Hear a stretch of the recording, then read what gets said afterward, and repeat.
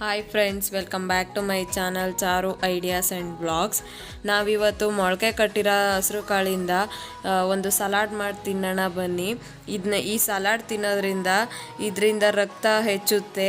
ಬಸ್ರಿರು ಬಾಣ್ತಿರು ಎಲ್ಲ ತಿಂದರೆ ಇದು ತುಂಬ ಒಳ್ಳೆಯದು. ನಾವು ಇದಕ್ಕೆ ಮೊಳಕೆ ಕಟ್ಟಿರೋ ಹಸಿರು ಕಾಳನ್ನ ತಗೊಂಡು ಅದಕ್ಕೆ ಸಣ್ಣದಾಗಿ ಹೆಚ್ಚಿರೋ ಈರುಳ್ಳಿನ ಹಾಕಬೇಕು.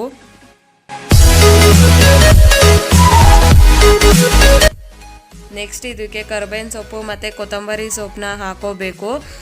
ಈ ಕೊತ್ತಂಬರಿ ಸೊಪ್ಪಲ್ಲಿ vitamin C, vitamin K, protein ಎಲ್ಲ ಇರೋದ್ರಿಂದ ಇದು ಆರೋಗ್ಯಕ್ಕೆ ತುಂಬ ಒಳ್ಳೆಯದು.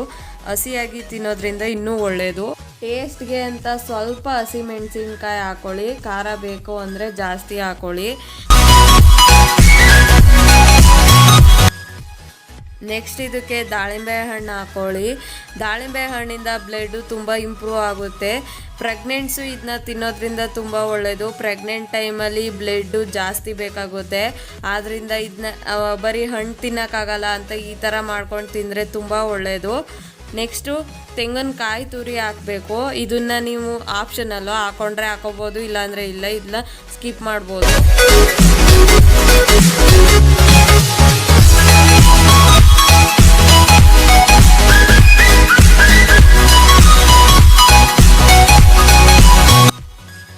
ನೆಕ್ಸ್ಟ್ ಇದಕ್ಕೆ ಸ್ವಲ್ಪ ಮೆಣಸಿನ ಪುಡಿ ಮತ್ತು ಸ್ವಲ್ಪ ಸಾಲ್ಟ್ ಹಾಕೊಳ್ಳಿ.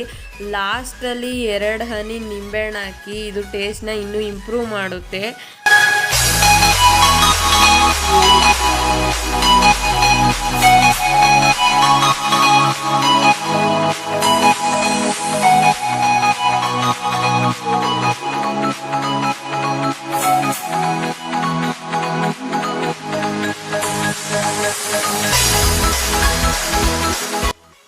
ನೆಕ್ಸ್ಟ್ ಇದನ್ನು ಚೆನ್ನಾಗಿ ಮಿಕ್ಸ್ ಮಾಡಿ.